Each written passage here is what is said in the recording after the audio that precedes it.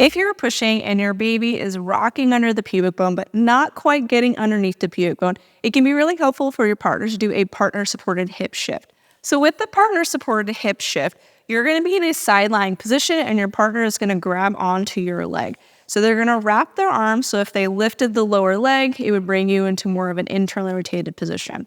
And from here, as they shift the hip back, it's going to create more space here in the lower mid-pelvis to make it easier for your baby to finish that rotation underneath that pubic bone. So you'll start in a side-lying position and you'll take your arm and bring it underneath the calf. So the crease of your elbow is aligned to the crease of the knee. And then your partner can just relax their leg into your arm. If I lift my elbow up, it's going to bring them into more internal rotation, so ankle is higher than the knee. If I drop my elbow down, it's going to bring them to more external rotation where the knee is higher than the ankle.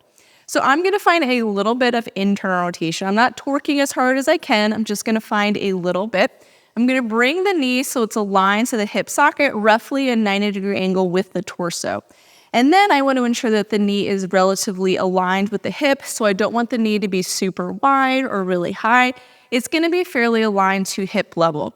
From here, I'm going to place my hand onto their knee and just drive straight back, bringing them into a hip shifted position. So this top hip is going to be in a closed hip position and more internally rotated, and the bottom hip will be at a little bit more of an open hip position. What this is doing, it is creating more space in the lower mid-pelvis of this elevated hip, which is going to make it easier for baby to finish the rotation. And so you would push into this hip shift and hold it for the duration of the push. And so you would take your big inhale, push, take another big inhale, push, and repeat 3 to 4 times. And then in between, your partner can release, and they can either move your leg around, or they can rest it down to a peanut ball, or just down to the bed. And then for the next push, they can do the same thing, and you can repeat this for about 2 to 3 pushes until baby has finished their rotation, and then you can switch sides.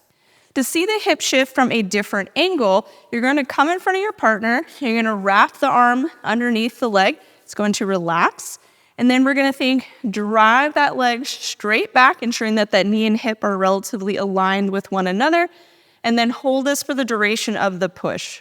After the push is finished, you're going to release tension and then just allow their leg to rest in between the pushes.